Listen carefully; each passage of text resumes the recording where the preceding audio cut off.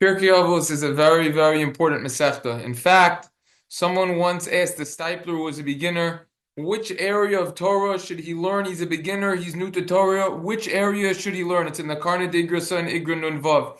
And the Stipler responded that he should learn Pirkei Avos. Why? Pirkei Avos is incredibly important because it's hidden within Pirkei Avos.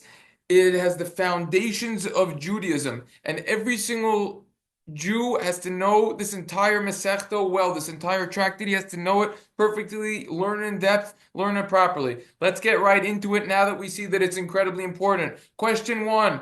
Why? What is the explanation? Why is Pirkei Avos in the order? We know that we have Shishay Sidrei Mishnah. There are six orders of the Mishnah: Zman Nakat, Zroim, Moed, Nashim, Nezikim, Kachim, Taharos.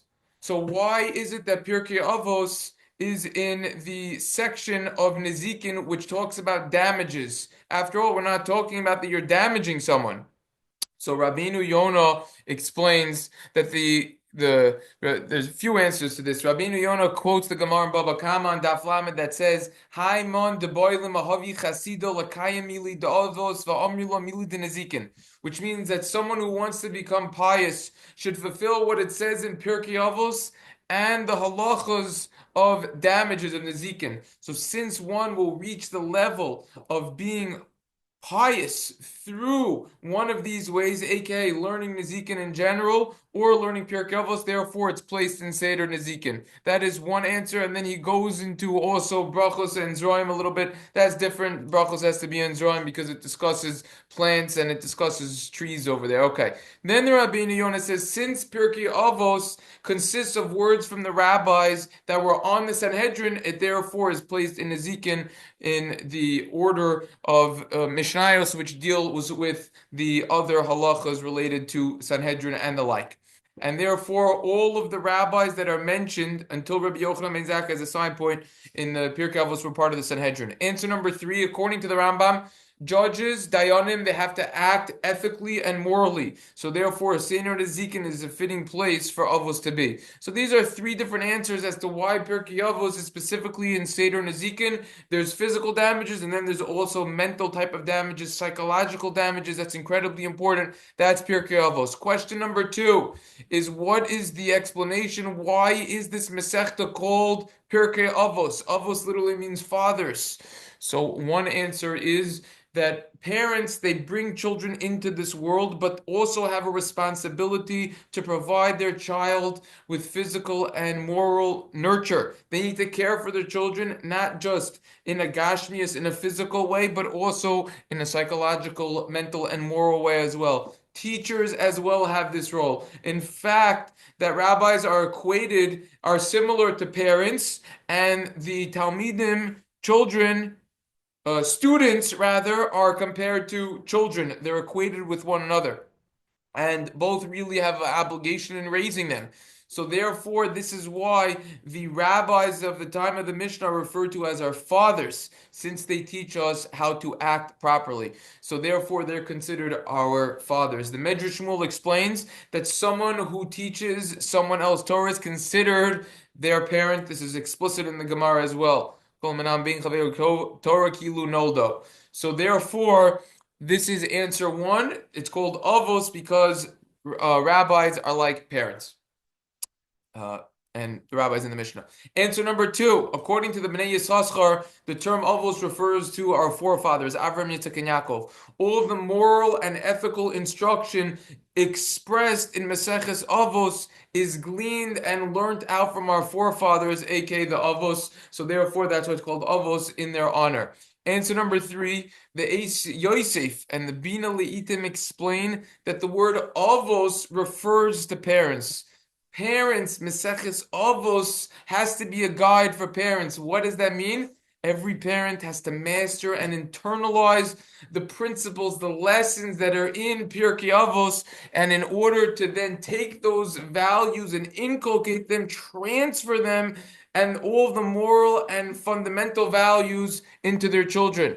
Answer number four, why Pirkei Avos is called Avos. is because the word avos, like we know from Baba Kama, avos mechlal dika told us. Whenever you have avos, a father, someone who's called a father means that he has children. There's subcategories. You ain't called a father if you don't have children. You're just called someone who's married. So therefore, it from the fact that it says avos, it implies that there are then children, aka subcategories, smaller categories underneath. Therefore, the ideas that are expressed, the ideas that are in Maseches Avos are the principles of human ethical behavior. This is how we need to act. Anything else in this entire world, any other sort of legitimate wisdom of ethical, moral behavior, any type of musar, any type of tochacha, it's all a derivative. It derives from, it comes from Pirkei Avos. Avos is the source for essentially all hashkafa, all outlook in life. Those are four answers why it's called Avos. What's the story? Is there a custom to learn Pirkei Avos between Pesach and Shevuos? Yes. So why is it brought down that there's a custom to learn Pirkei Avos in the summer? Good question. It's interesting to point out that if you take a look at the Ramah explicitly says in Siman Reish Sadi Beis Sif Beis that there's a minhag to learn Pirkei Avos in the summer. That's what the Ramah said. However, many relate. You could take a look at the Medrash Shmuel and his Avtamah's intro to Avos, the Yabeitz, the Avudram, many others, the Kolbo. Take a look in Siman Mem, goes into different minhagim. All of these Svarim HaKadoshim, they relate that there's a custom to learn Pirkei Avos between Pesach and Shevuos. So when is the custom to do it? How could we explain this? You know what the Lavush says? The Lavush says very logically. He says in Siman Tov Sadi Gimel Os Daled that the main minhag is to learn, the custom is to learn Pirkei Avos between Pesach and Shavuos. What about the Ramah? What about the summer? Oh, no. People decided that learning Pirkei Avos is so enjoyable, it's so geschmack. How can I put it down? The answer is they can't. Therefore, says the Heilig Lavush of Mordechai Yafa, the custom developed to continue learning in the summer. Another interesting point is that some say, that many say this actually, but if you take a look in the Mili de Avos in his intro to the sixth parak, and many say this, the whole sixth parak, Kinyan Torah, that was added only in order that will be a perfect amount of weeks in between Pesach and Shavuos, aka 6, so you can learn all 6 prakim, all of the sections of Pirkei Avos right on time for Shavuos. Now the question is, why? Why do we learn Pirkei Avos at this time? Comes along the Lavush yet again in Siman Tov Sadi Gimel Os Daled. Avos deals with Musar, rebuke, ethics, morals, midos, good characteristics. That we have to accept upon ourselves during this tekufa, during this period between Pesach and Shavuos, is so important that we act properly, we refine our midos, because Shavuos is Matan Torah. That's when we receive the Torah. We have to get ready for Matan Torah properly. We'll come back to that momentarily more. Comes along the Maham Loe's similar answer, but with a different twist. During these special days and this special time, we know the 24,000 Talmidim of Rabbi Akiva died, the Gemara in Yevamos, over there at Samach Beis. And therefore, these are days of strict judgment, of din.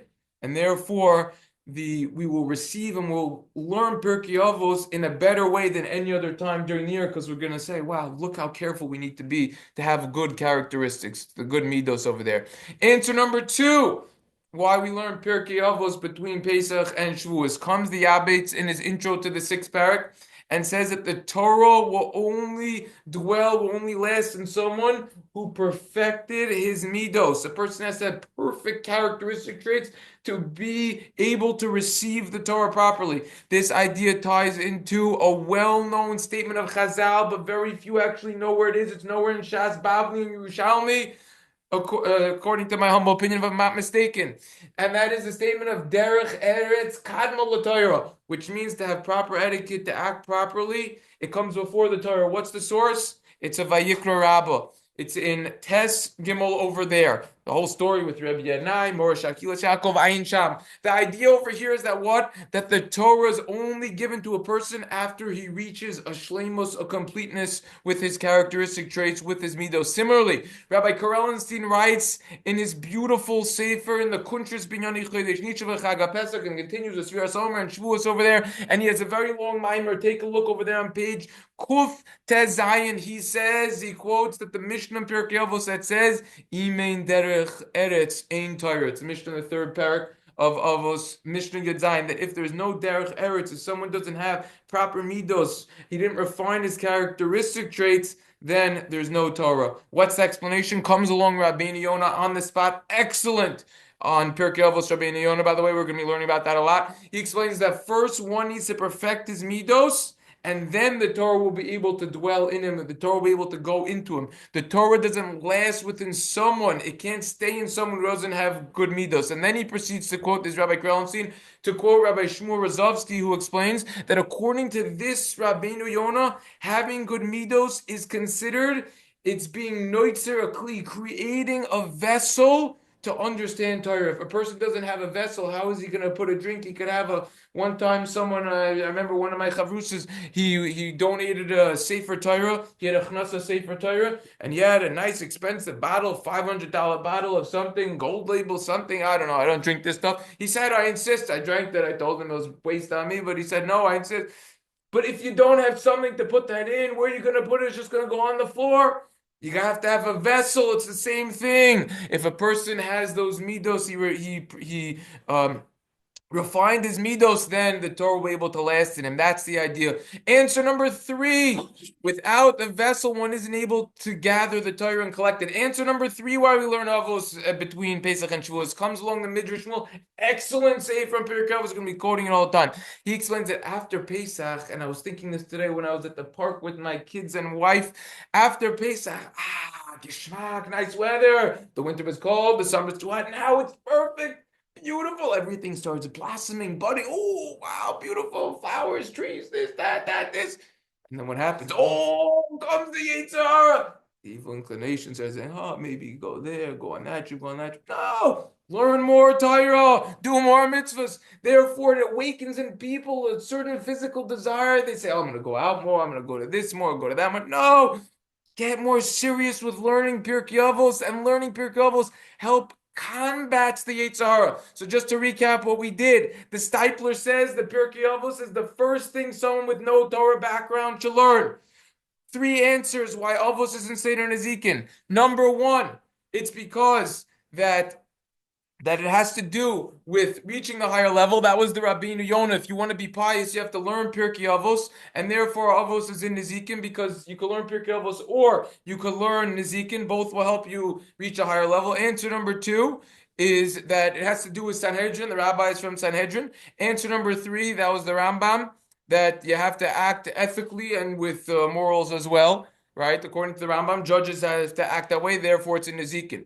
We said many answers. Why is it called Avos? We said 4 answers. Number 1 is that parents are considered, that rabbis are considered parents, and therefore these rabbis in Pirkei Avos are called parents. Answer number 2, that was the Bnei Yisrael, that refers to our forefathers. It's from their lessons as well. Everything in Pirkei Avos. The Eitz Yosef says that it refers to parents. Parents have to make sure to master these principles and then transfer them to their children.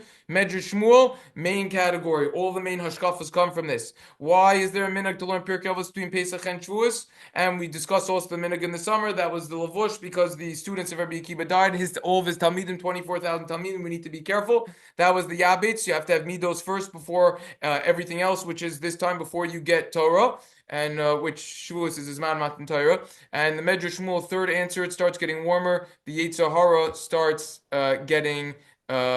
coming out. So those are the answers. Those are all of the answers as to everything of what the story is. And that's the basic recap. Again, so that is basically a intro to Pirkei Avos. Very important Mesechta for everyone to know about.